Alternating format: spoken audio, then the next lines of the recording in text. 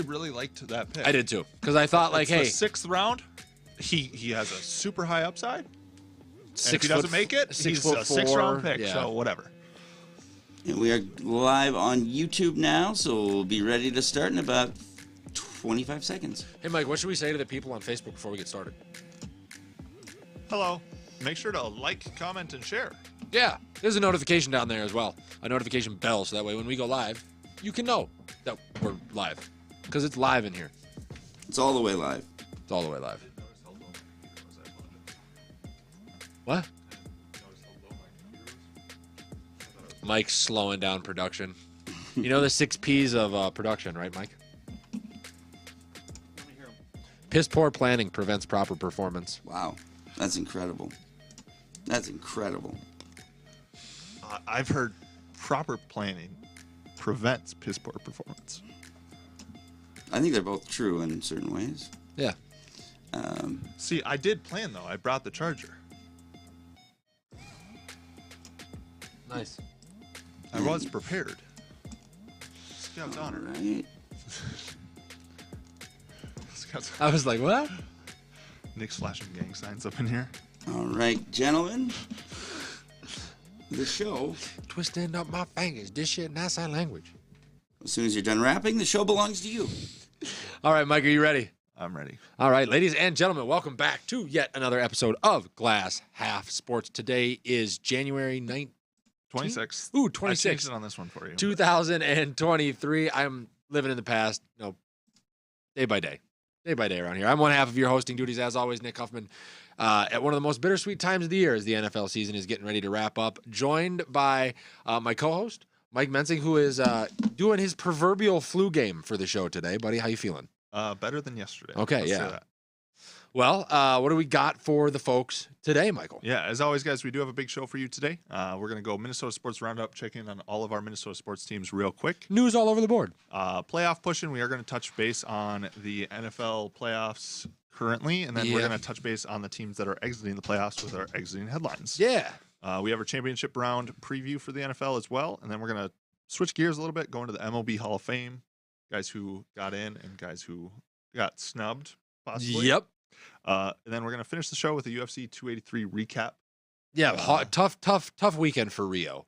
Just in general. You know, I saw one clip that I thought was pretty cool that we'll touch base on. But as always, guys, you can find us post-show as well on Instagram, TikTok, Facebook, Twitter, Spotify, YouTube, and Patreon. We do have a Twitch as well. Haven't uploaded there.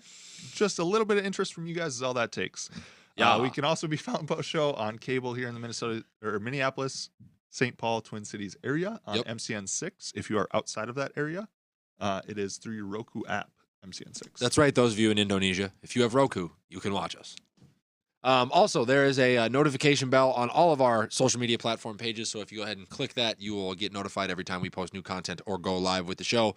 And that's important because this is an interactive show, folks. If you're on Facebook or YouTube, and head on down to the comment section and put something in there, Gabe will get it up during the show, and you'll be able to ridicule Mike's takes, laugh at my takes, or just get your questions off, and we'll get them answered to you either here live on the show or in the comment section afterwards.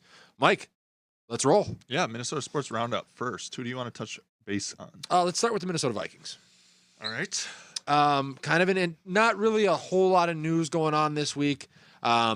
Defensive coordinator interviews obviously are what is occurring as they try to look for what's going to be their replacement to Ed Donatel, who was fired shortly after we left the studio last week. I think that was me and you just both agreed you could have given him another year, but firing him isn't necessarily the wrong move. Do you still agree with that as kind of the jumping off point here? I don't think it's the wrong move. The one thing that I have seen on social media that's frustrating me is that fans are blaming Donatel for the reason that we were in the 3-4.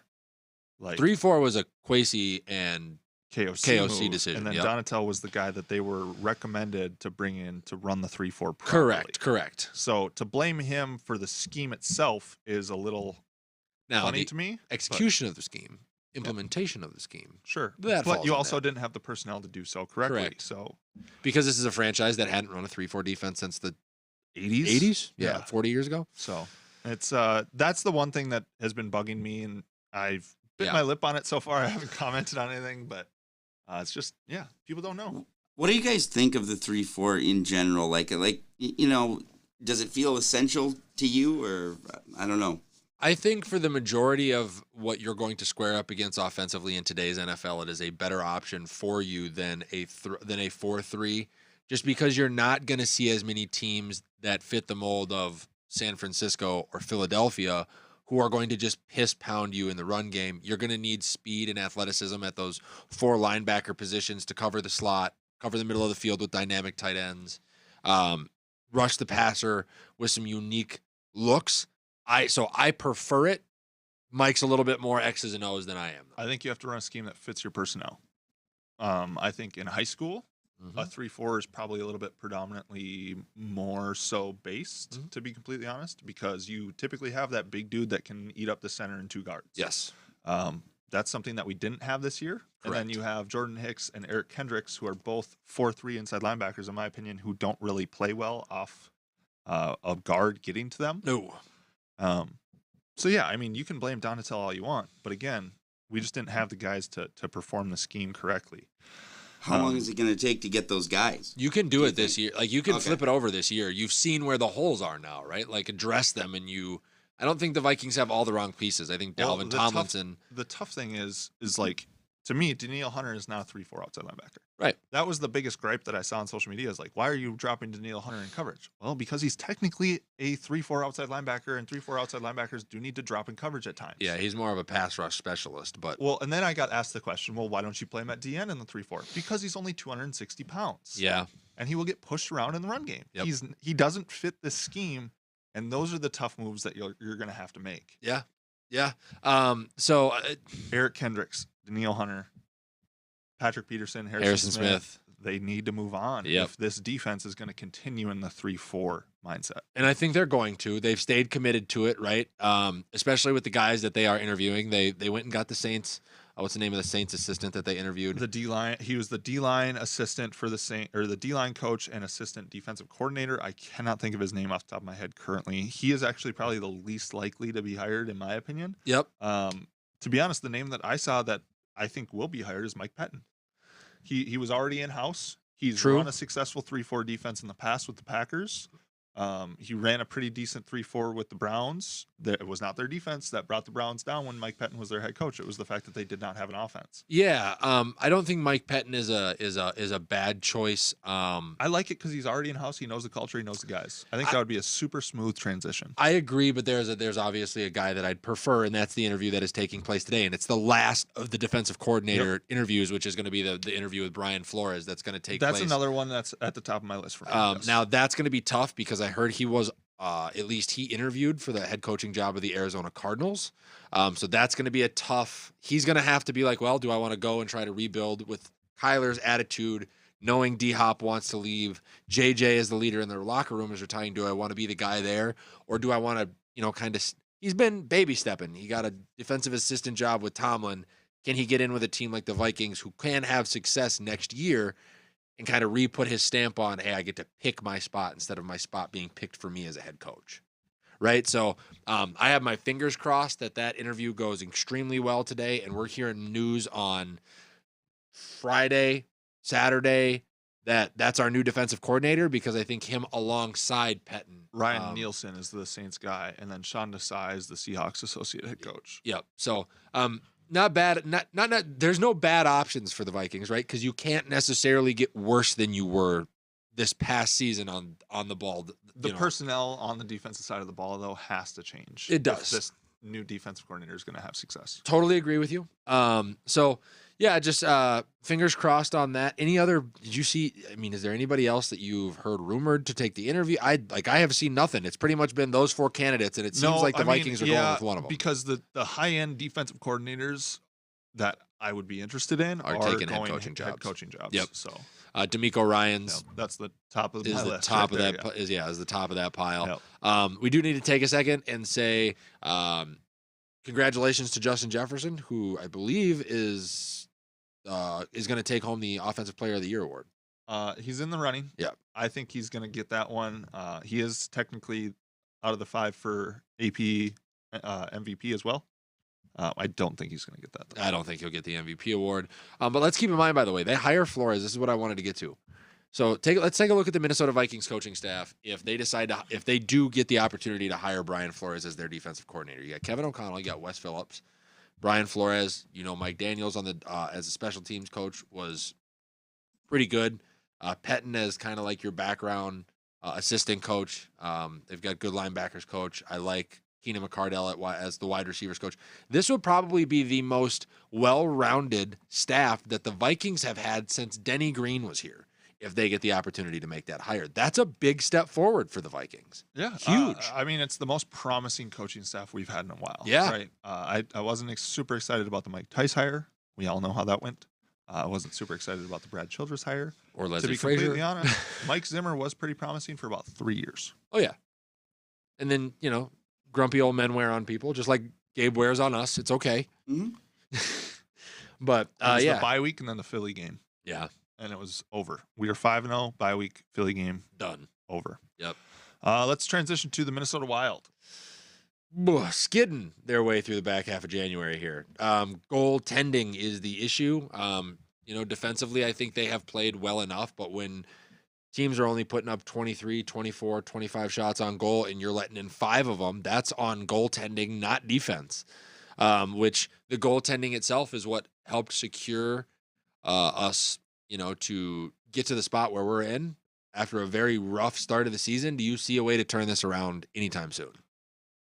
I mean, it was a tougher run of the schedule a little bit, winning teams, right? I mean, you just got to keep playing your hockey. Philly's not great, so hopefully you get a win there. Buffalo's pretty good. Buffalo's pretty good, but if you can win there, I think you get a win in Arizona as well, and then you're on a 3-game streak going into Dallas. So Yeah. you just got to kind of keep playing. It's a long season, 82 games. Yeah, Just keep playing and maybe throw Gustafsson in the goal a little bit more. Yeah, that we got to see this Jesper Wallstead kid at some point. If it continues to trend this way, like I understand like wanting to have him take his licks with the Iowa Wild or whatever, but at some point opportunities are, you got to be opportunistic on them. So if the kid is ready to play, if you think he's the real deal, I just think we have such a youthful team that yeah, the expectations, again, shouldn't be that high this year. So just be patient. I'm okay with that. all right. I don't have much else on the Wild. Just they got to stay in the playoff picture because these young guys are going to need reps. I will agree with you. My expectations for them this year are a tad bit lower than what I would have set them at a year ago. With some of the guys that we got rid of in the offseason, the situation at goalie, the cap situation that's looming for this year and next year. But they got to get reps, so you can't fall out of playoff contention because that's the only thing that's going to stunt your growth here. Yeah, I mean, I would agree. Getting into the first round, getting knocked out, Not a bad thing. not a bad thing, I guess. Not in this scenario, no. Yeah, let us know what you guys think about the Minnesota Wild, though, and currently where they're at. Yeah. The 3-game losing skid. Not much to say. Just wanting them to turn it around.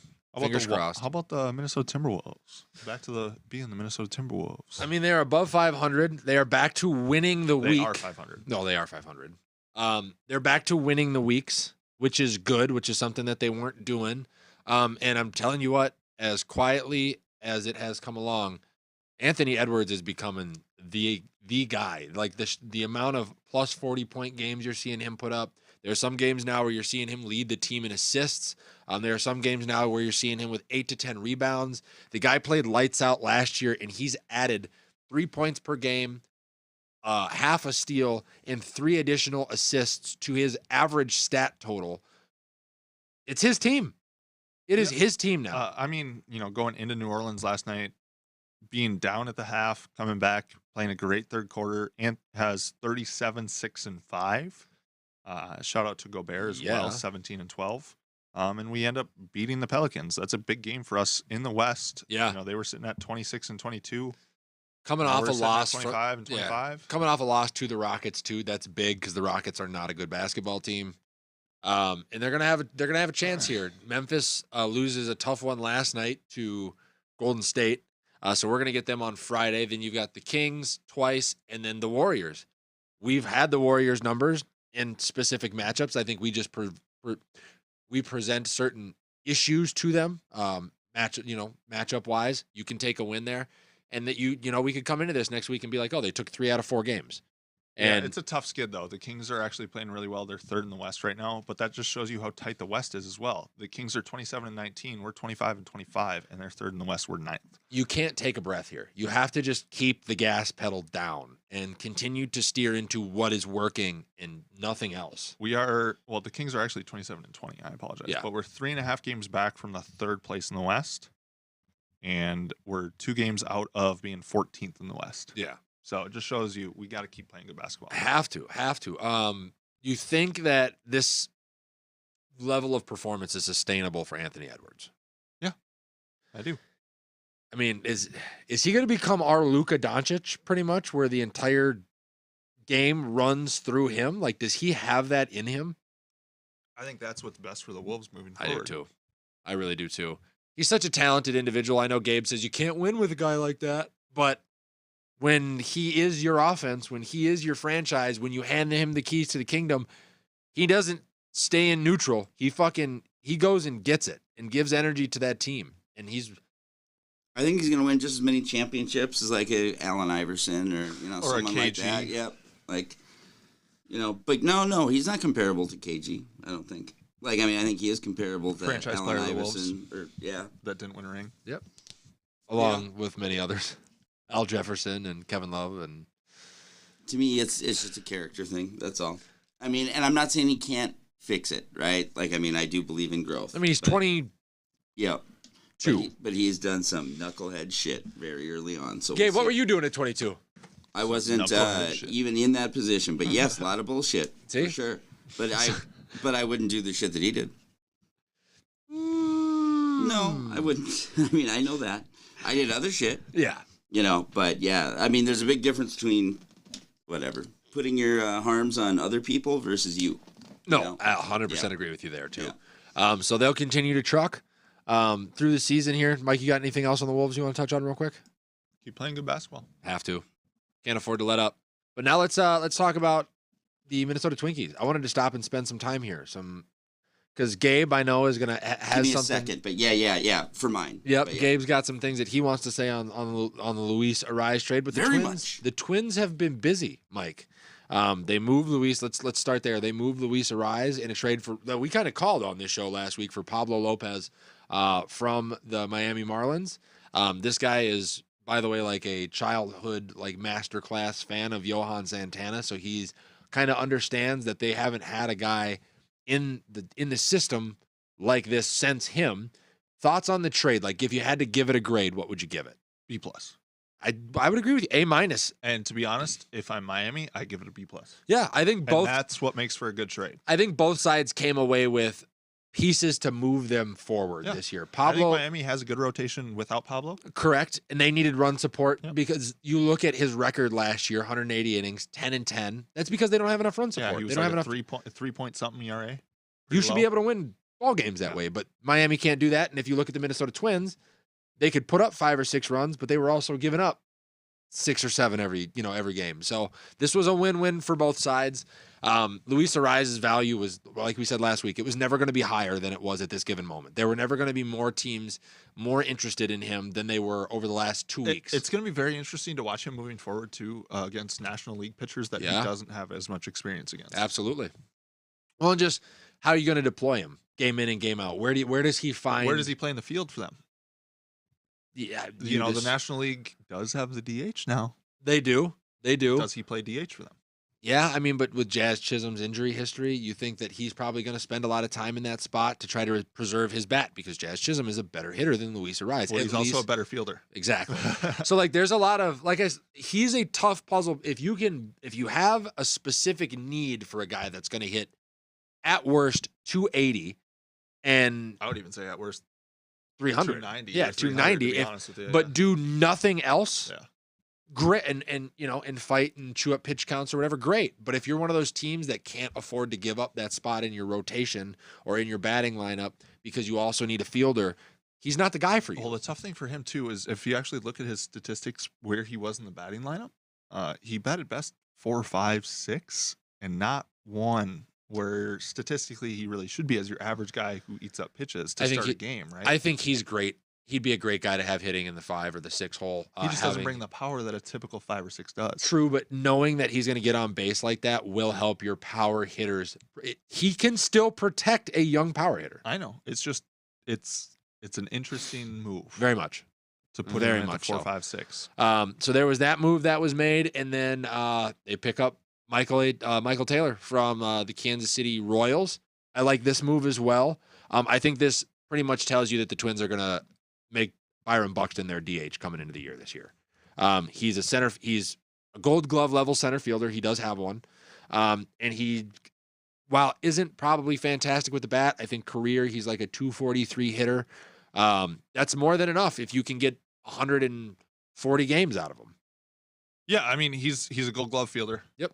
Right. Like you said, we have 2 Gold Glove center fielders, which is never a bad thing, especially when one is constantly injured. Yeah. I think the biggest thing to make this a success is Buxton has to raise his batting average. Yeah, absolutely. And I think, when you move into that DH role, which I do, I think this move is a telltale sign that, hey, this is how we're going to preserve not only his body, but this is how we're going to allow him to focus on being the impactful hitter that we need him to be.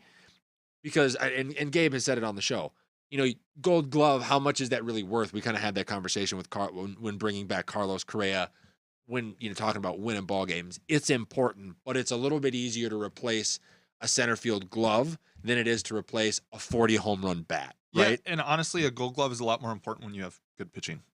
Which we now have. Which we, in theory, have. So, I like the Michael Taylor trade. I'd give this one a B as well. The Twins are improving. They've done what I didn't think they were going to, which was make the roster better after getting Correa. And they've done it before spring training, which gives the clubhouse time to gel. All right, so I've got my thing ready if you're good. I'm sorry.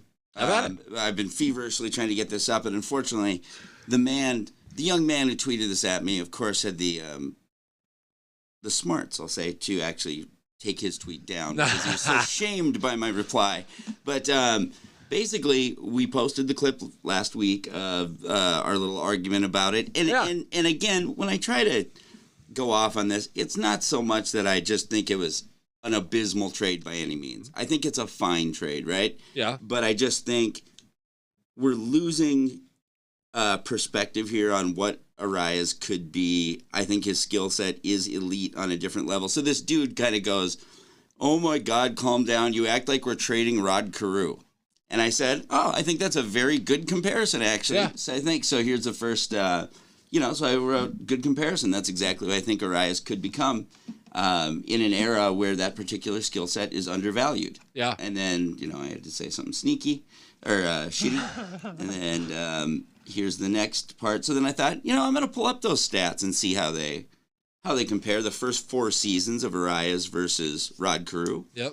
And Carew is overall a shade better, for sure, but a shade better. I mean, Arias is better in everything that's highlighted right there. Arias is better. Yeah. And I guess in my mind, it's all about the value and consistency. Even if that pitcher is what we hope he can be, pitchers are just so much more volatile. We have something in our hands that is a value. Like, he'll never get paid in the top 100 of players. Yeah. Like for real. And that's where I just see that as a missed opportunity. I don't think you build a team around him. I don't think any of that shit. I think he's going to be the 3rd best hitter on your team, and that's a good team, or 4th even. My biggest thing on this, and why I gave the Twins such a high grade on this, is they were finally self-aware. And I've said this on this show before. As a sports team, you have to be aware of who you are and where your shortcomings are at. And for the Minnesota Twins, they have been able to develop utility hitters always. At my entire childhood, they have always had a guy. Level. Yes, at the guys who are comparable to Rod Carew for the first 4 games, like, his stats are fucking great. Joe Mauer had multiple batting titles. Justin Morneau was a great hitter for a while. Torrey Hunter was MVP. Yeah, you know what I mean? Like, they've been able to home grow good hitting talent dating back to the early 2000s. And so, but the one thing that they have not done is bolstered or had a rotation that has been anywhere near league average. So getting rid of this guy to solidify your shortcomings is the right decision to make whether the fans agree with it or not. So you just took everything I said and then you just ignored it and said we need pitching. Yes. Basically, yeah. Yeah. I'm It's going back to where I was the last week. economics of You're both baseball. right. Yeah. You're both right. Well, and now here's why I say this and why I'm falling to the side of B+ versus C+, right? I think the Twins have the best pitching rotation will have the best pitching rotation this year that they've had since Santana, Liriano, and Silva. Like, that was Liriano's rookie year, right? That was an opportunity where they had at least 3 guys in their rotation that were capable of 13 or 14 wins. Let's take a look at their pitching rotation from the top down. Tyler Mahle from Cincinnati is capable of 180 innings and 12 wins, yes or no? Yeah, but I wouldn't necessarily call that the top of the rotation. But Pablo Lopez is capable of 13 wins and 180 innings, yes or no? Sure. Okay. Joe Ryan could win you 12 games and throw 170 or more innings next year. The injury history, obviously, we both think he's a 200 inning guy. I think he's a 15-win guy too, to be honest with you. Okay. Well, and I'm staying conservative here, too. right? So Joe Ryan, 12 wins. Sonny Gray, when healthy, can win you 12 ball games. 10 to 12. Kenta Maeda returns, he can win you 10 ball games.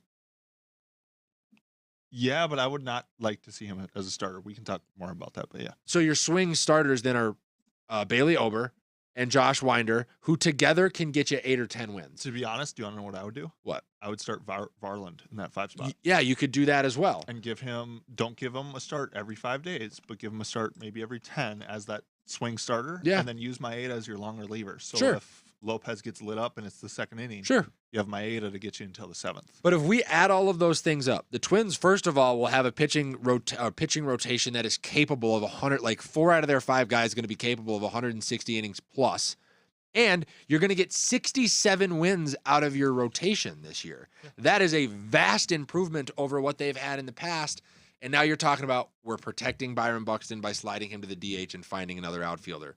Jose Miranda is going to be in year 2. Nick Gordon is going to be back, and he just continues to improve and impress. Alex Kirilloff is going to be on his way back. We shored up the everyday catcher's position. Durand is going to move into the closer's role this year. We do have some decent relievers. I think it's probably the one true hole on the team at this point. But with all the young pitching that we have, you can turn some of them into bullpen arms for this year to get the job done. You still have Jorge Polanco, who's in the prime of his career. Kepler is still here. He may never play another game as a Twin again, but he's still in the organ. You know what I mean? They are in a much better. They're moving. You can't make an argument that they're moving backwards. They are They're clearly 110% moving forward. Are the question I have, if I'm being honest, is are they moving forward fast enough to compete with Cleveland next year? Yeah, that's going to be the biggest question. Or are we doing all of this to win 80 games again? Right? I mean, Royce Lewis also going to be on his way back. What do you do with him? They're going to have options at the trade deadline with some of the Please depth don't put Royce Lewis in center. With some of the youth and depth that they do have. So can they go get a true first baseman at the deadline? Yeah, they're going to be able to do that this year. I was on this show a couple of weeks ago with the way that the Twins looked. I said they'll be lucky if they don't lose 100 ball games. My opinion has vastly changed. I think this is a 90-win ball club, health dictating right now. So here, this is the last I'd thing say I'll they're say. a 500 ball club right now. Yeah, So we're 9 wins off. But the last thing I'll say on this is, and this is the point that I was trying to make, I guess, is as you go through all these starting pitchers, is this guy capable of doing this? It's like, yeah, of course they are. Sure. But I wish there was some stat, and maybe there is a stat for it, but I guess the point I'm making is the volatility of pitching of those people reaching the potential.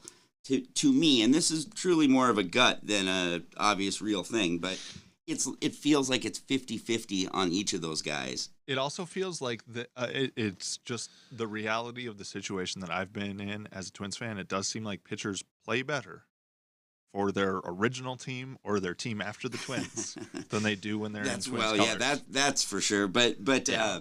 And then I guess this is the other. So I just want to say this to help Gabe's argument.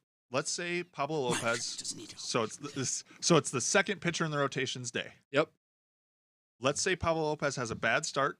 Mm-hmm. You won't see him again, and it's a 9-day window basically with him with a one bad start and then finally getting onto the mound again. Sure. Let's say 10 days even with a day off. Sure. in those 10 days, how many hits could Luis Arias have had? How many game-changing plays could he have had with the bat? Sure.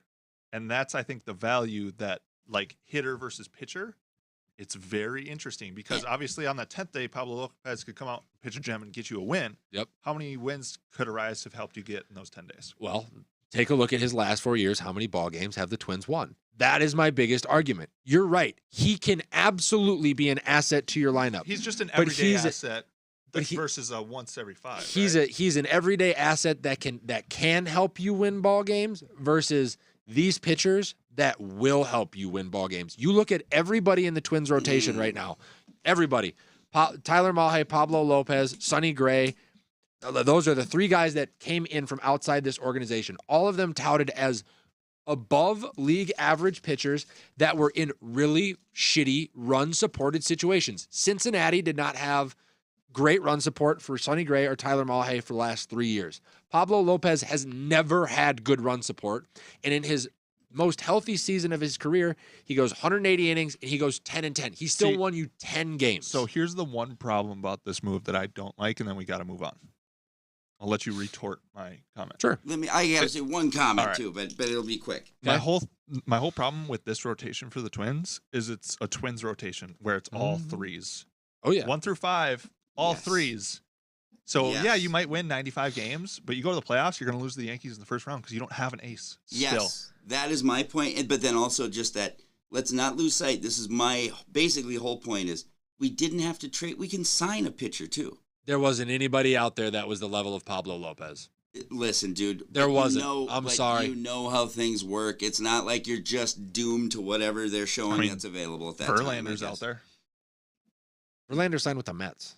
Oh, did he? Yeah. He did? On a I actually massive didn't know deal. Yeah. So Let's see I who's guess still available. we It just talk popped about up the whole budgets a list. lot. And to me, if this team wanted to really win, it would have been something that you actually go sign that dude. Or, you go pay for somebody at a certain point, whereas we're doing this shit.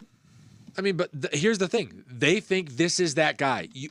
How much of his starts and his And I don't know. and So, stuff have you watched? as far as the right? guys who are None. left, it looks like Zach Greinke would be the number 1 left. See, Same. there was not Trevor Bauer.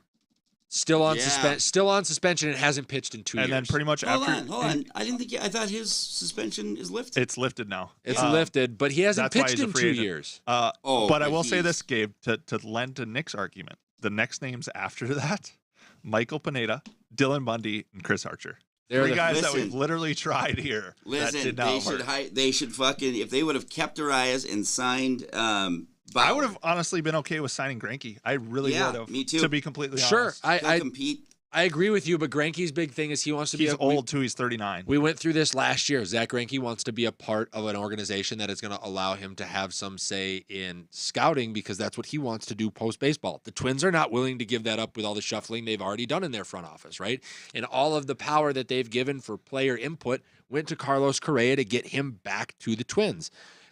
The one thing that I will say, in a retort to Mike's argument and kind of to juxtapose or play devil's advocate to Gabe, the Twins are also now in a position where the rotation is filled out enough and we have enough young talent on the way. Let's not forget, Simeon Woods Richardson is touted to be a potential ace.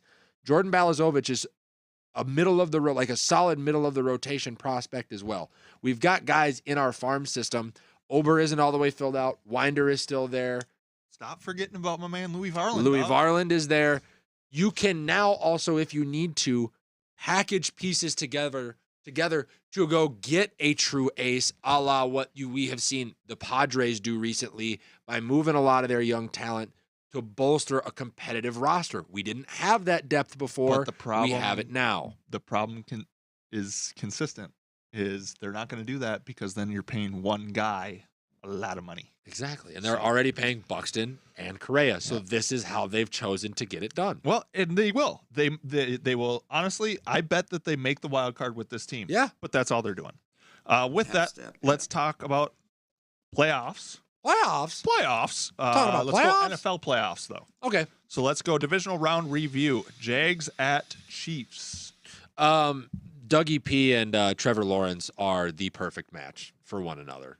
The way that Doug Peterson makes him My one big criticism of Trevor Lawrence is he's been so good for such a long time that I think he kind of, not completely, but he kind of came into the league with that it's going to be given to me attitude, right? Like he's not a super fiery, a la Marcus Mariota. Great college player, comes in, quiet leader, not necessarily barking up the tree or rallying the troops or, I think at times, especially in his rookie season, even softer than like the you like that Kirk Cousins days. What Doug Peterson has turned him into as a competitor, especially down the stretch when they were winning all those games, especially what we saw in the playoffs, that's a match made in heaven. I don't think he's necessarily turned him into that as much as he has let him be himself. Urban Meyer was not the guy. That could also be honestly, the only thing I have to say about this game is it was a mismatch of weapons. The Chiefs are just better than the Jags for now. At this point, for now, a lot of people wanted to lay the blame on Trevor Lawrence. It's if he not would his have fault. won this game, it would have been miraculous. Yeah. So honestly, great season by the Jags. We're going to continue to see the Chiefs here for a very long time, at least in the divisional round, if not the AFC Championship. They make their 4th straight AFC Championship this year. So. Yeah, and the big storyline obviously coming out of this game is the ankle for Patrick Mahomes. Full participant to practice yesterday with a high ankle sprain is impressive enough, but to get out there and play playoff level football and do the things that Patrick Mahomes is going to need to do to get a win over Joe Burrow, which we'll talk about later as well, that's going to be tough. Andy Reid is really going to have to put something together. At the very least, though, we did see Kansas City has a run game. A reliable, if Patrick can't get it done, we can hand the ball off 30 times type of run game. Yeah, well, it's going to be interesting, though. They did that against the Jags. I think the Bengals front seven's a little bit different. Oh, you think so? Giants, Eagles. They are who we thought they were. Oh, 110%. This was long odds to begin with. So a lot of people took this as an indictment against Ed Donatel, the fact that the Giants were only able to put 7 points up. I'm sorry, but I'm going to take this as an indictment against our offense. The Eagles' offense, in my opinion, is not as well stacked as the Vikings' offense. I would agree. Was able to put up 38 on this defense. Yeah. Some of the blame for our lackluster playoff performance, I'm sorry, is on KOC's shoulders. Yeah. They had 2 possessions with 3 minutes left, down 7, and were unable to score on both of them. Yeah, we want to talk about the 4th down, but what about the drive before that with 3 minutes left and you're down 7? Yep. Nope. I agree with you. If you score there. on both of them, you win the game. Yeah. So I'm frustrating because the Giants are who we thought they were. The Eagles are clearly the better team. The Giants had no business being in that game, in my opinion. And we're moving forward. Daniel Jones, by the way, and we said this before the show, the one thing that I thought could come out of this, because I knew the Giants were going to lose this game, was Daniel Jones could show that he deserves to be the franchise quarterback for their future, where they could set up an extension for him. But I think they're in a weird spot. That would alleviate the cap and allow them to surround him appropriately. That performance that he puts on in Philly, who he's going to have to square up against twice a year and likely in the playoffs for the rest of his career, was an indictment to what his ceiling is as the quarterback of the Giants. I agree with you. The tough spot that they find themselves in is finding a quarterback who has a floor that is actually decently high. Because Daniel Jones, he's not the reason they lost that football game. His floor and ceiling might be about this far apart, but I will agree his floor is a little bit higher than most. So you go replace him with who? That's the problem. CJ Stroud? Okay, so you're going to bring in a rookie over a proven commodity who did get you to the playoffs with a first-year head coach. You don't got to pay him. I would argue, Daniel, we shouldn't pay you all that much either. Daniel? Damn, Daniel, back at it again, losing playoff games. Yep. First time being there, right? Bengals, Bills. I saw exactly what I thought I was going to saw. What are these scores? Or is the Bengals Bills one flipped on accident? Yes. Okay. My apologies. No worries. You're a human being. I am a human being. I do occasionally make mistakes. I saw exactly what I thought I was going to see in this game. Oh. Yeah, I know, right, Gabe? I know. I do make mistakes. Joe Burrow is a class above Josh Allen, and it showed all game long to go on the road in unfavorable conditions against what is supposed to be a vaunted defense, against an offense that should have no problem handling your defense, and to just not even flinch. Is this Josh Allen, or is it to be honest, I think Josh Allen is a quarterback that you can win a Super Bowl with. So to me, let's look at the rushing statistics of the Buffalo Bills. 7th in the league this year. And who ran the majority of their rushing plays? Josh Allen, but at a significantly decreased clip than the year before. let's specifically look at the Bengals-Bills game. I'll pull it up right now because I would be willing to bet that the reason that they weren't able to do anything, when you become one-dimensional in the playoffs, you're easy to stop. I don't care for if you have sure. Tom Brady or not. Yeah. So Josh Allen, 25 of 42, 264, 1 pick, no touchdowns. Not great. His help, though. James Cook, 5 for 13. And Devin Singletary, 6 for 25. Yeah. So 11 rushes total for 38 yards was his help. Otherwise, the entire Bills offense Was Josh Allen. So to be honest, yeah, you can make an indictment on Josh Allen not being able to get over the hump, not being able to get to the AFC Championship or Sure. the Super Bowl. Sure. I think he needs more help. He And is. to be completely honest, the Bills GM actually brought it up in his press conference Yeah. after, if you saw it. I did. And he basically explained, we're not bad enough to go out and get a Jamar Chase. We stay You have Stephon good Diggs. enough. Correct. Which I thought was interesting, right? But yeah, so they made the complaint basically that they've stayed good enough that they haven't been able to get that top end talent at the top of the draft to bolster. But like you said, you need to figure out ways to do it differently. I mean, they do have Stephon Diggs, Gabe Davis. I would take Gabe Davis over Adam Thielen tomorrow. Yeah. I'd take Johnny Knox over a lot of the guys. Dawson Knox, but Dawson Knox, there you go. Johnny Knox. I was thinking Johnny Knoxville from Yeah. Jackass, but I mean, the Bills. We're going to talk about it in our they need exit. a running back. We're Sean Robinson, maybe? We're going to talk about it in our exit interviews, but I think there's something going on in Buffalo. I don't think this loss is a total indictment on Buffalo, but I think this is a telltale sign that Joe Burrow and that team in Cincinnati is militantly precise in everything that they do, and they are in every ball game that they're going to play for as long as he steps on the field. Yeah. Like you said, Joe Burrow's playoff window is as long as he's there. Yeah. Cowboys, Niners. Y'all still them boys or what? Dog. I told you the Niners are the best team available or best team left in the NFL right now. Yes. In my opinion. Even with Brock Purdy. Even with Brock Purdy. Because their other 21 starters are better than everybody else's 21 starters. Well, I mean, you just look at their defense, and this is something, when we talk about why D'Amico Ryans is going to be a guy that's going to get a head coaching job and is probably going to have some success, they've got Pro Bowlers at every level.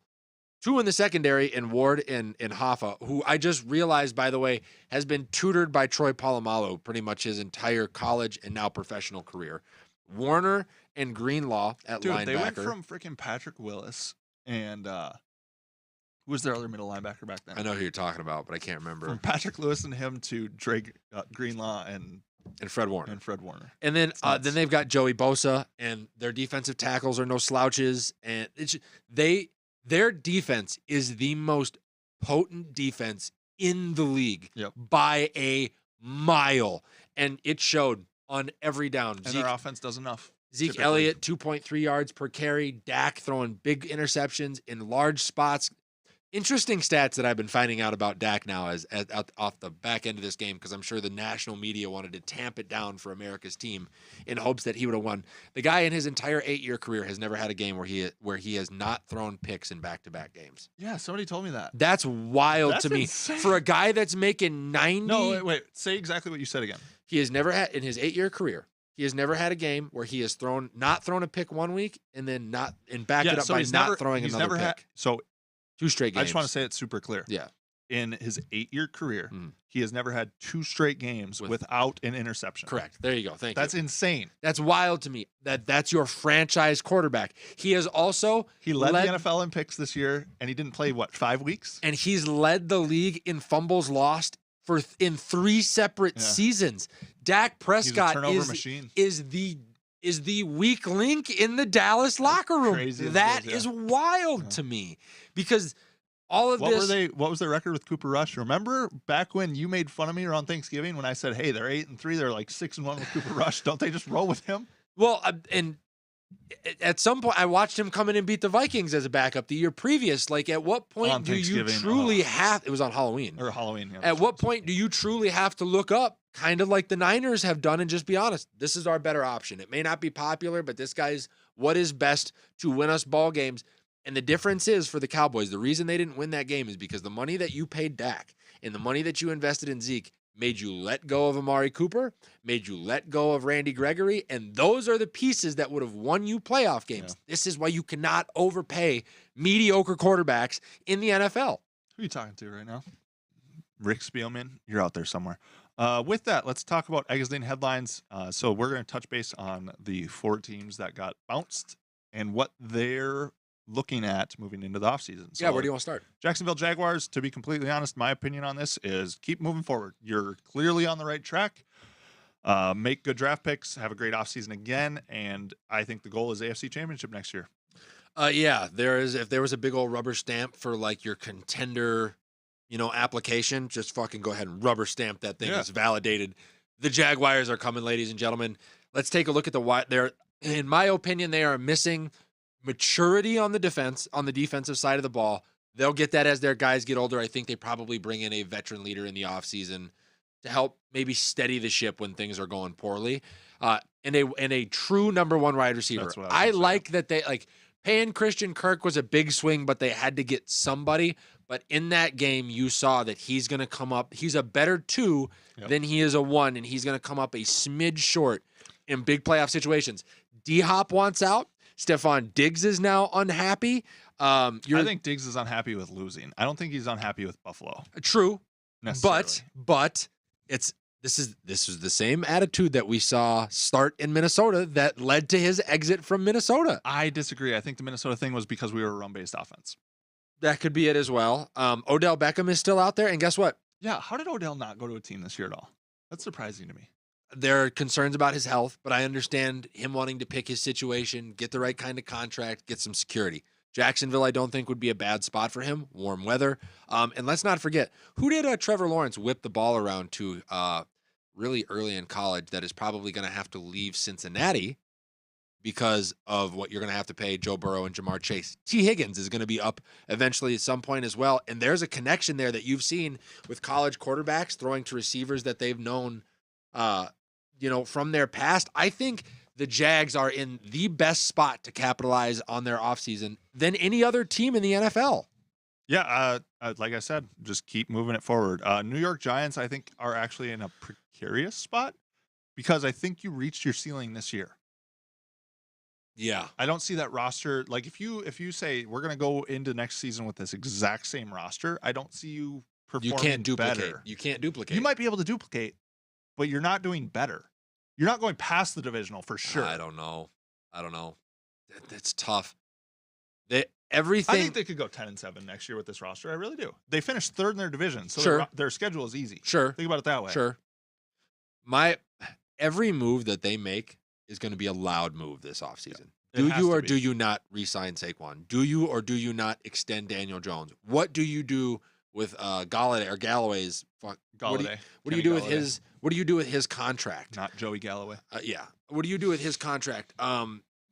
This team, they're like you said, they're in an odd spot. This team could win 6 games next year. This team could win 12 games next year. I 100% agree with you. It's the moves that they make in the offseason. And it's going to be every single one of them is going to be crucial. And now the expectation is set. Dable painted a target on himself. He better be ready. Yeah, I mean, congratulations for a great year. Yeah, absolutely. But when you exceed expectations, Change. yeah, they do. They go up, right? They will find the water line every single time. Yeah. So Buffalo Bills. So to me, the exiting headline is, what do we need to do to get over the hump? Stephon Diggs basically said it on Twitter.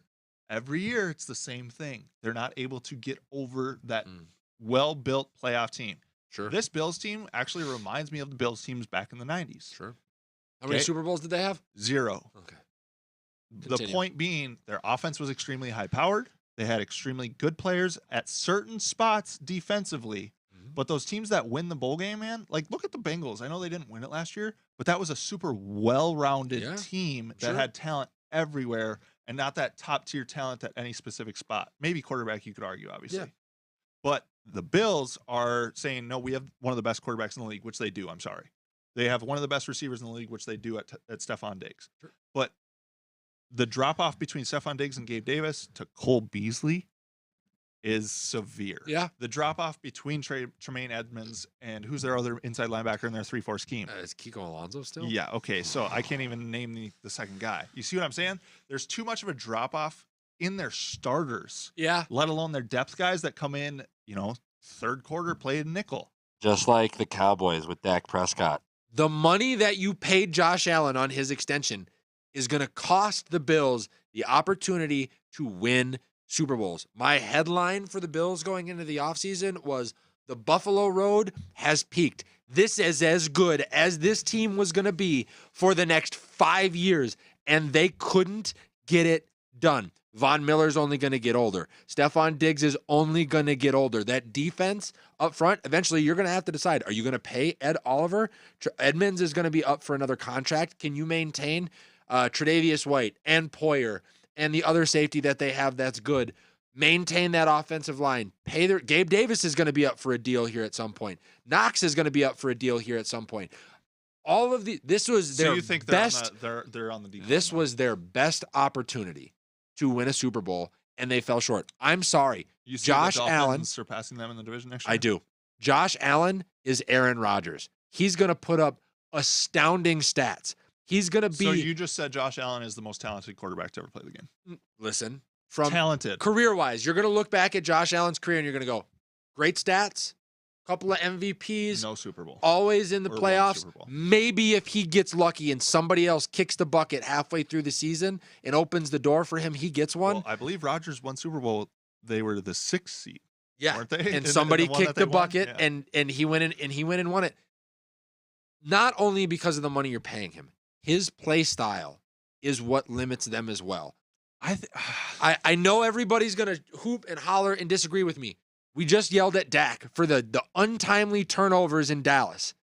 Josh Allen is a turnover machine without Brian Daboll as well, because he feels like he has to constantly make the big play to get them over the hump, and that's too much pressure for one guy. So I agree with you, but I think that pressure is not ill-founded. He does need to be the guy. Their entire offense absolutely. runs through him, and I Sure. don't think that's on him. I think that's on the GM and the head coach. He needs help. Bring Yeah. in Bijan Robinson. Bring in a running back that you can actually hand the ball off to more than fucking 6 times in a playoff game in the snow, dog.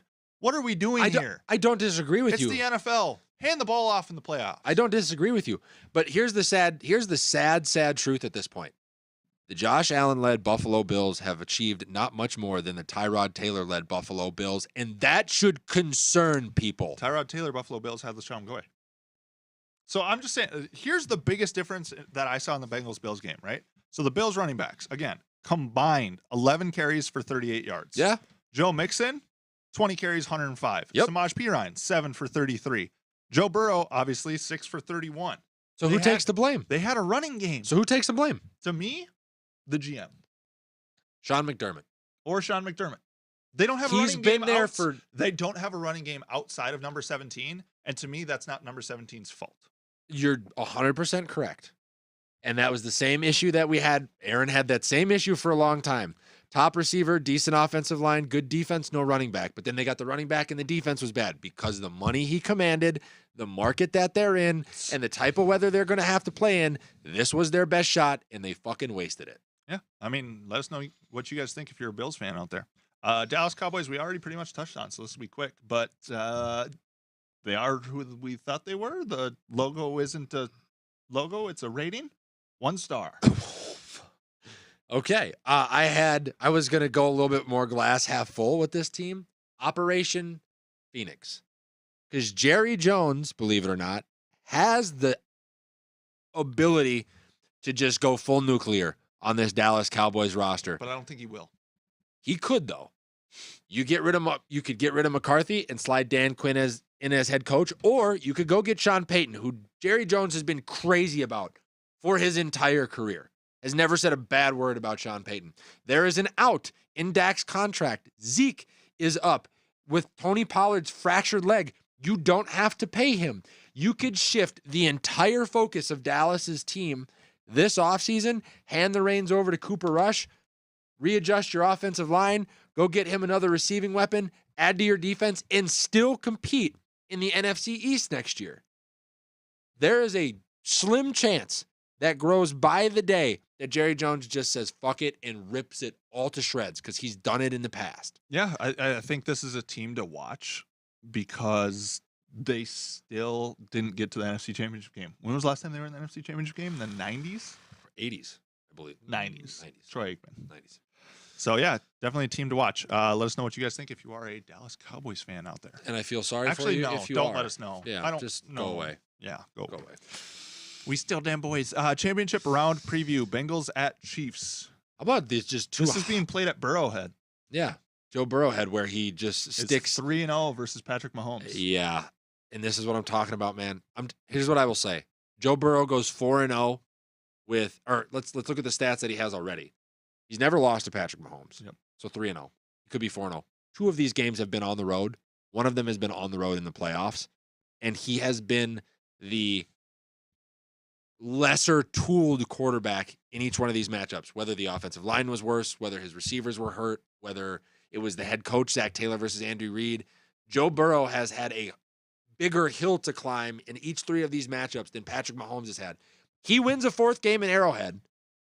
He's the league's top quarterback. You'll have to outpay Patrick Mahomes on that contract, and he's the new face of the league. If Burrow wins, does he not become the Tom Brady to Mahomes' Peyton Manning? Pretty close. Pretty freaking Right? close. Like Mahomes becomes the guy who will put up ridiculous numbers, Mhm. and he's a Super Bowl talented quarterback. Yep. But he's always got to compete against that one guy in his division that isn't he that- can never beat. Man, and it's crazy to me because Patrick Mahomes, for a guy with this team that has managed to string it together year in and year out, high-powered offense, Andy Reid, all of this stuff, Very Peyton Manning-esque in Indianapolis. and I'm sorry. can't get into the Super Bowl, Mhm. and then when they're there, sometimes can't win. Just wild to me when you turn the clock back 3 years and you go, oh, this is for the next 10 years, you'll see Patrick Mahomes in the Super Bowl. Not the case anymore.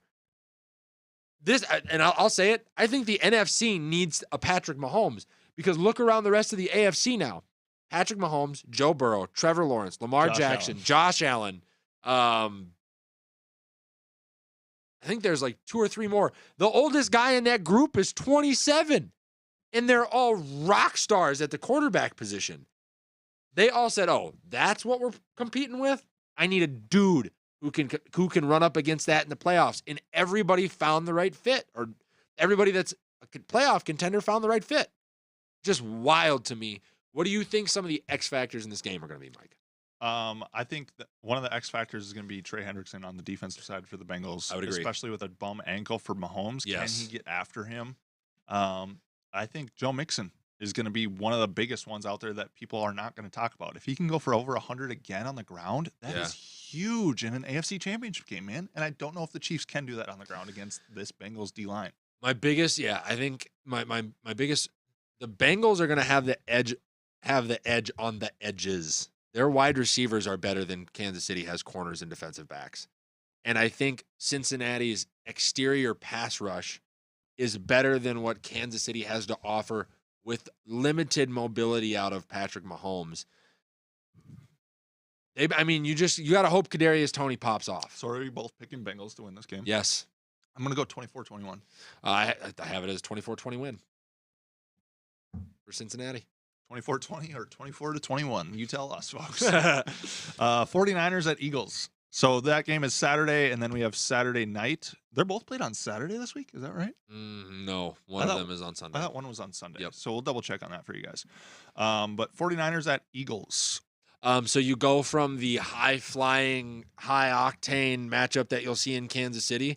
So Bengals Chiefs is Sunday at 5:30. Bingo. To the absolute slugfest that you're going to see between Philadelphia and San Francisco. I'd be surprised if either team breaks 25 points here. Sunday at 2 and Sunday at 5:30. There we go. Both games on Sunday. Agreed. It's going to be a downhill, body blows, last man standing kind of football game. And the weird part is, as good as Philadelphia is, San Francisco on defense has every tool necessary with the guys that we mentioned earlier, Warner, Greenlaw, Ward, Hoffa, Bosa, to match the A.J. Browns, the Jalen Hurts, the weird stuff that Philadelphia does that gives other teams fits. And then on the offensive side of the ball for the Niners, with Deebo Samuel and the way that Shanahan runs that football with Christian McCaffrey and that offensive line, for all the talent that the Eagles have, their one weakness is stopping the run.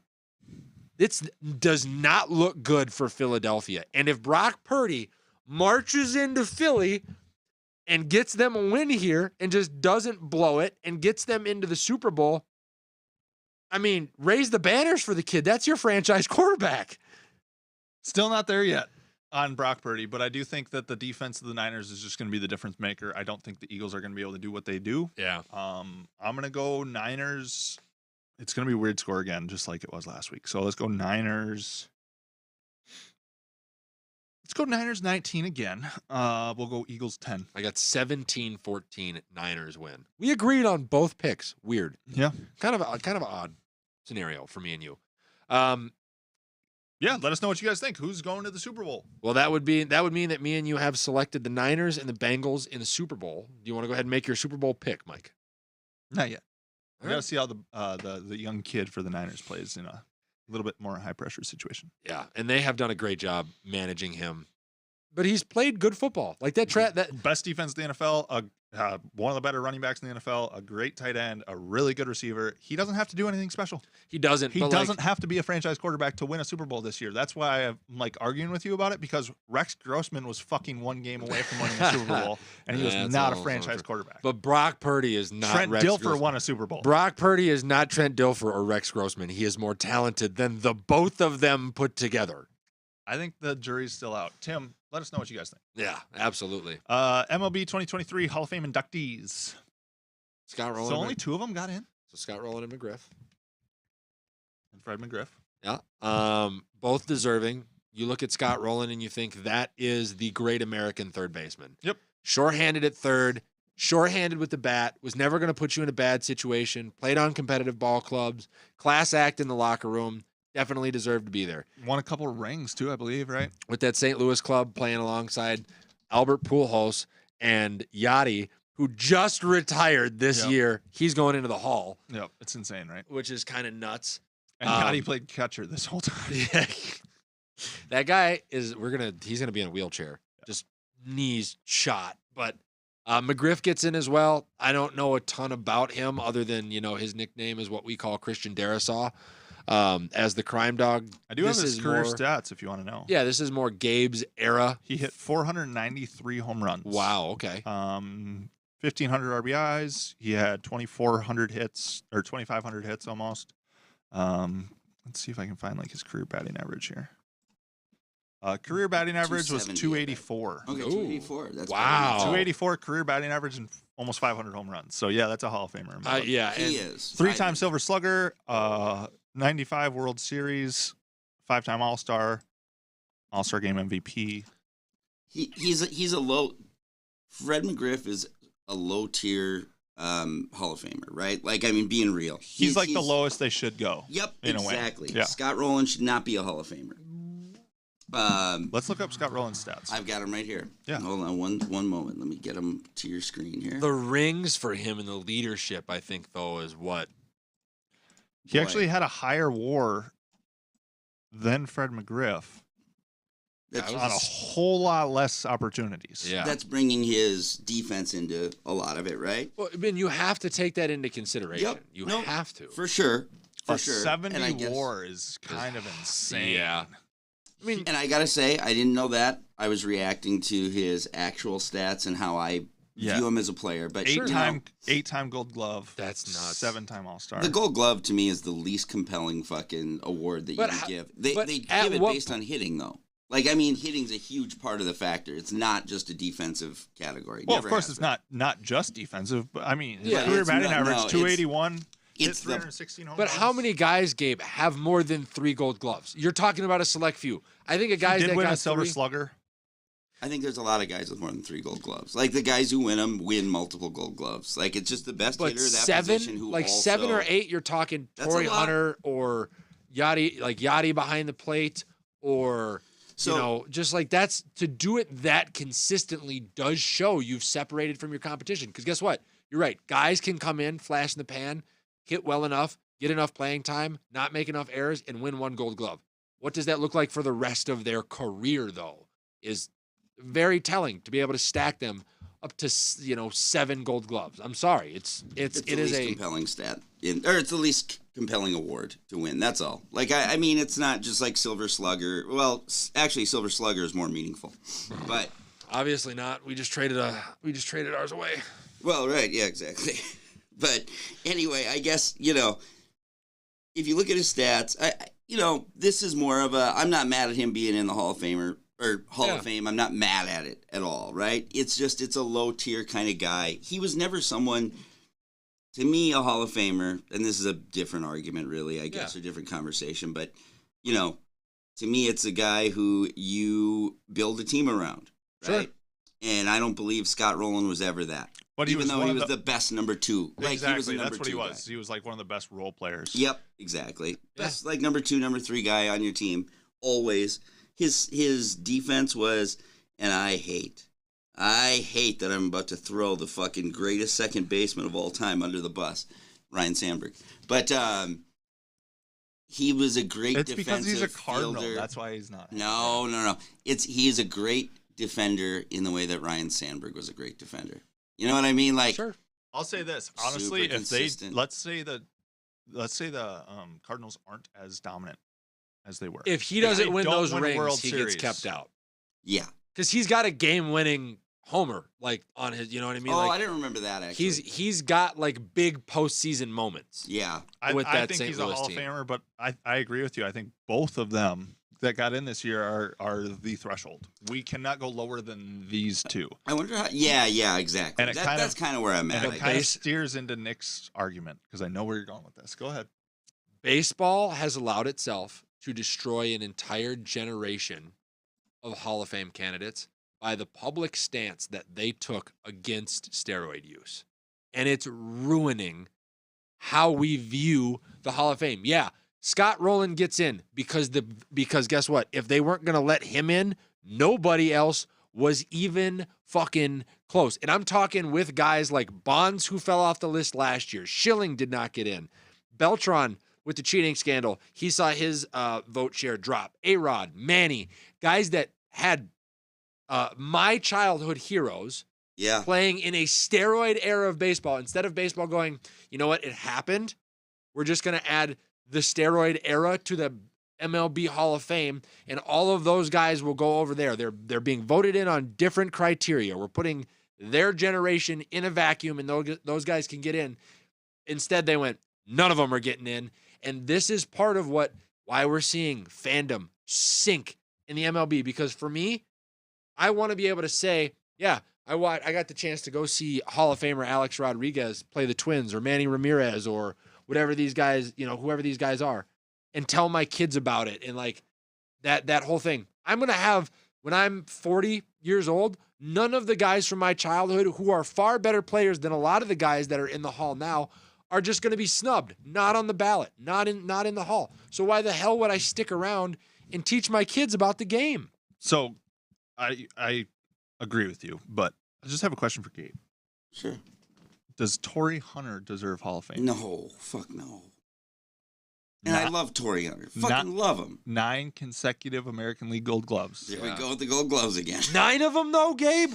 Guys, it's Five not, five times the five criteria times of All it. Star, 2-time Silver Slugger. 2-time Silver Slugger. I think he's fucking awesome. I love So Torrey Hunter. if you look at Torrey Hunter versus Scott Rowland, Mhm. very similar statistics. Torrey is better in a few. Scott is better in a few. What Torrey Scott's got the doesn't rings. have Rings. is the ring, and that's it. Hmm. Torrey has more Silver Sluggers. Yep. He has more Gold Gloves, and he has 2 less All Star appearances.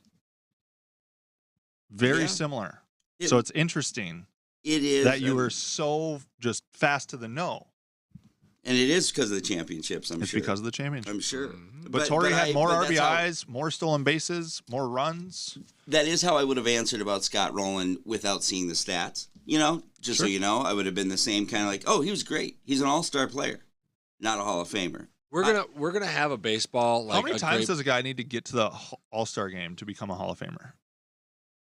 Oh, 7. Because going to the All Star game, in my opinion, shows that you're top 3 in your league in your position. Mhm. So how often do you need to do that?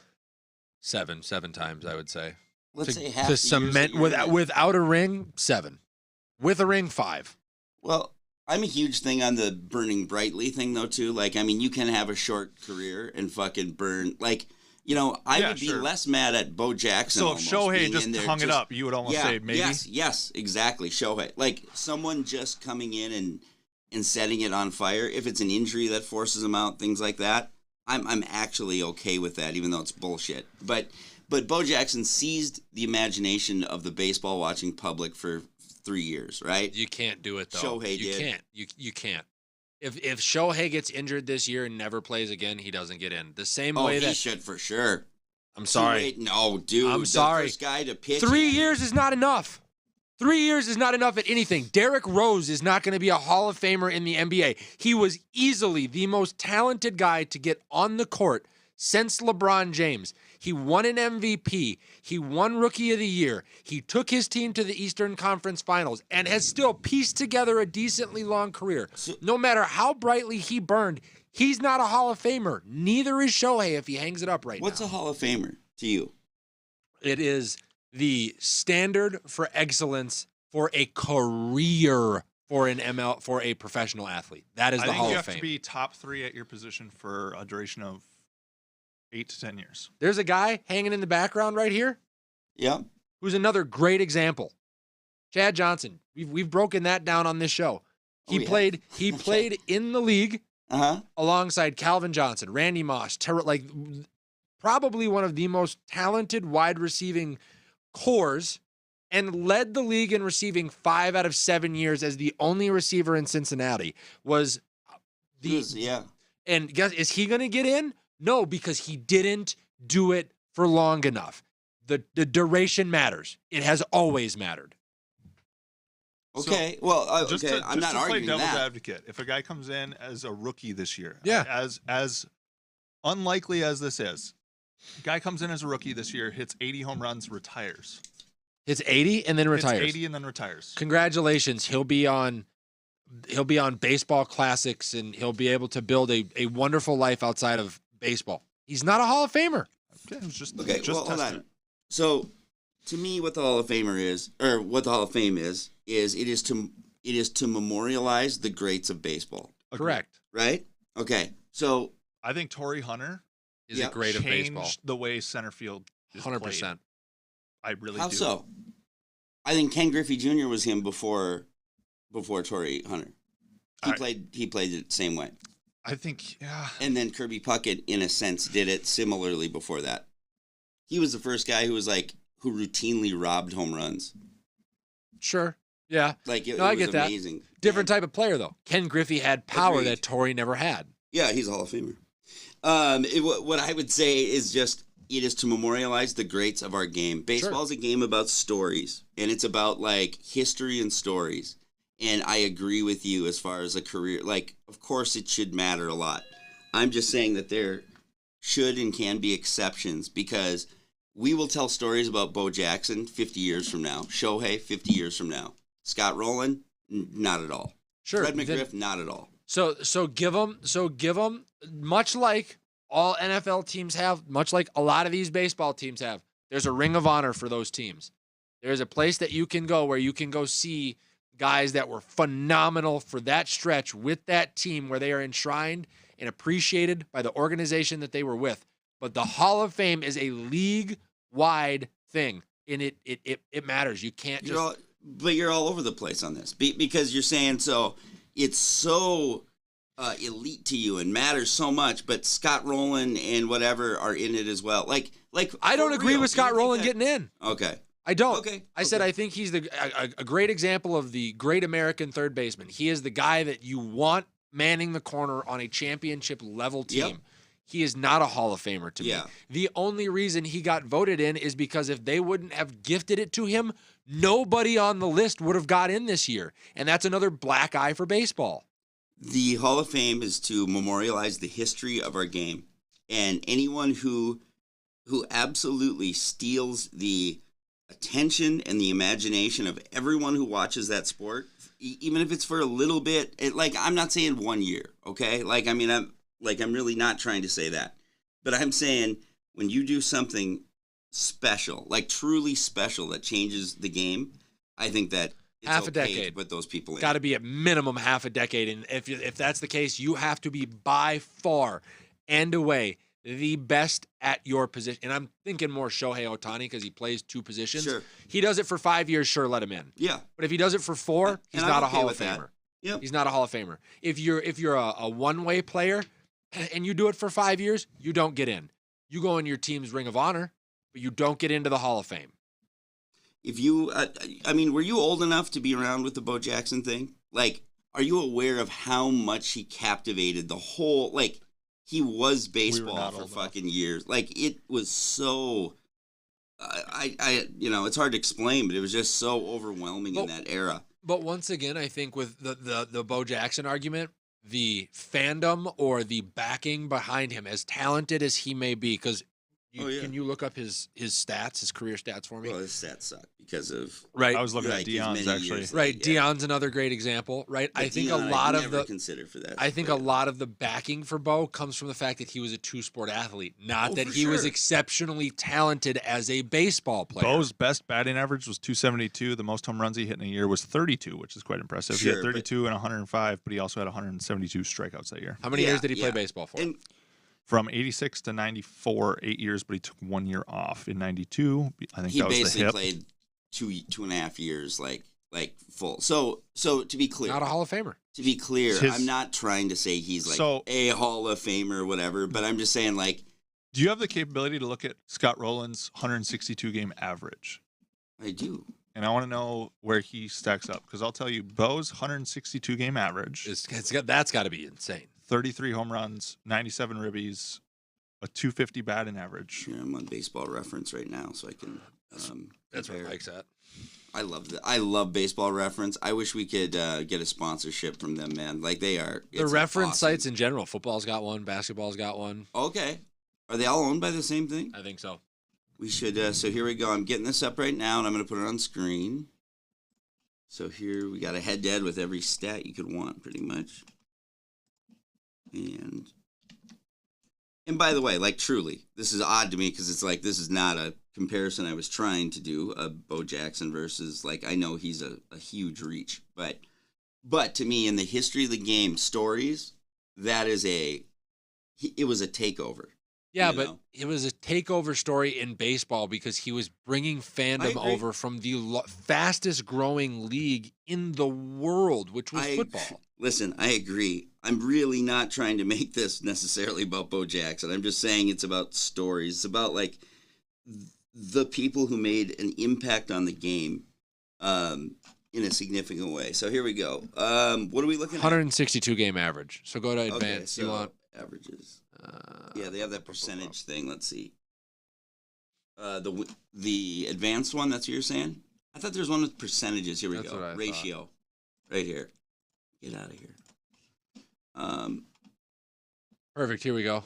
So Bo Jackson hit more home runs, but he struck out twice as much. Mm-hmm. He walked less, had less extra base hits percentage, a higher strikeout percentage, less at bats per strikeout. He barely edges him out at bats over home run. Yeah, it's just sorry. Scott Rowland was better Scott statistically. Rowland was and for longer, statistically so- for a longer amount of time. Okay, but that's not exactly what I was trying to say at all. By the way. No, I know. we Just so get you it. know. You're- but, you- but it proves our point that Scott Rowland, like as much as he was under the radar, Was a good baseball player. statistically, he was a pretty damn good baseball And if you player. want to tell Yeah. a story, Scott Rowland's story better than Bo Jackson's does story. include clutch moments. No, in the, no. Yes, hold on, hold on, yes, hold on, hold on. yes. Hold on. I feel like this really is getting confused here. and what- let's say this though: is Scott Rowland's story better than Bo Jackson's baseball story? To make this fair, you You cannot cannot use- say anything about football. Okay, can't. so hold on. So what is your guys' angle here? Like what?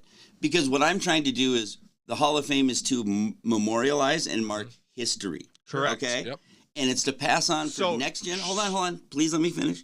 It's for old people like me to pass on what we saw in that era, what it was like, what that person was. And yes, you're 100% right. It's not based on his baseball. It's not based on those kind of things. It's the overall package of what he was and captivating the imagination. But if you want to sell your game, If you want people to love your game, those are stories that matter. It's not about that Scott Rowland is a. There's no one in the fucking world who would like choose Scott Rowland as far as like building an Scott all-time Rowland team. wasn't You wouldn't getting choose him Scott Rowland over into Bojack. like he wasn't getting people into baseball. He wasn't changing. You know, there's not kids who are going, oh, I'm gonna like baseball now because Scott Rowland played. He's for old white guys like me who like fucking gritty, fucking boring baseball shit, which I do. But Bo he was a Jackson Cardinal. belongs in the Sports Hall of Fame. True. There just unfortunately isn't Yeah. one because he's not good enough to go into the NFL Hall of Fame either because the longevity piece. Where you lose me on your argument for what the Hall of Fame should be, which is it's there to memorialize the history of the game To mark time, yep. to mark time, is you then have to kind of take out the captivation of imagination because imagination is tied to possibilities and possibilities are not often reality. That's what I get in. That's what I say when I talk about Derrick Rose. Sure. Think about how like LeBron, if Derrick Rose stays healthy, probably only has 2 rings. Derrick Rose, multiple MVPs. Like there is out there this imagination of what could have been. That is not what was, so you can't use that as a mile marker on the road to making the Hall of Fame. It's about what you actually accomplished and the time period it took you to do it to mark your greatness. Okay, just real quick before we move on, Mhm. just curious. Guess Babe Ruth's WAR for his career. I think it's in the 40s, isn't it? Much higher. Okay. Gabe? I have no fucking clue. I don't even know how to guess that hardly. 100. Is he What- the first 100? You guys, Babe Ruth's career WAR, Mhm. 183.1. He won a whole season by himself and a playoff More. game. And a playoff game. In a playoff series, there's Well, 162. he He hit went more all the way to the home World runs. Series. Yeah. I believe he out home run the rest of the league at one point. Yes. Yeah. He had the ERA title, come the batting title, the MVP, 7-time, or just, okay, I'm sorry. All right, moving forward. And Shohei's is statistically better. We'll see how long he can do it for. UFC 283 recap. What a Nicholas. what a shitty night in Rio. Jose Aldo says, "Hey, I'm gonna step away from the game." Figueiredo comes out and gets his ass stomped out by Moreno, and then Glover Teixeira gets 2-piece and a side from a guy who's took the fight on short notice and had never fought 5 rounds before. I do got to say, Glover's retirement was pretty cool. Yep, I would Just agree left with the that. gloves right Yep. in the middle of the ring. Well, that's I know how they I would know. prefer to have But it them was do cool. it, right? So yeah, just kind of a crappy night in Rio. Good for I like the Brandon Moreno thing. He deserves to be the champion in that division, and for Davis and Figueiredo now to be moving up into the Aljamain Sterling Sugar Sean Peter Yan conversation at bantamweight is going to be real cool. As he puts some size on, I think the cut is a little tough for him to get down to 125. Gabe, thoughts on that one? I know you don't like talking about fighters under 150. I was going to say, I don't watch fighters under 145 is my but do you believe that I guess they're truly done? Like, I mean, was it a definitive win by Moreno like it was that? a TKO. Okay. Well, Yeah, like, I mean, He hit him with a hook, and like immediately Figueiredo could no longer open his eye. What round did he Second take him round. in? Wow. Okay. So he really did emerge on yeah. on top of that. Huh? Absolutely. So, Absolutely. So I mean, good for him, right? Like, Yep. I mean, he's the guy you want to win. Yes. For sure for the sport. I'm really interested in the Glover one because my belief is just that he already got what he wanted. Of course, he wanted Sure. to win, but he knew he was on borrowed time, kind of. I wish that he would have fought. I guess, well, whatever. He was a contender, Right. I suppose. But yeah. I don't know. I think it was a boring fucking night. I wasn't compelled to watch it. I mean, I know the fight was amazing. I'm just saying, like, the matchups as far as the... I stayed awake for the Glover fight because I wanted to see who this Jameel Hill kid was, right? From Detroit, Midwest kid, didn't move to Vegas, didn't move to Texas, didn't move to Florida, didn't go out to New York to train, stayed at home, took this fight on short notice, short fight camp, never fought 5 rounds before against a UFC legend with a wealth of knowledge, which we've seen in matchups like this overwhelm guys in Jamil and in Hill's situation, right? And he went out there and he just fucking marched him down. He left like there were parts of this fight early in the 4th round where the ref thought that, or the commentating team was like, you got to step in and stop this, because he looked like he had been murdered. Murdered him. He really looked like he had been beat up with a baseball bat. And the thing that I pulled out of that was, I think he has that John Jones, Mike Tyson, I'm just here to destroy, dismantle, and level anybody who stands in my way. The kid didn't flinch. 30 seconds to go in the fight. He's got it wrapped up.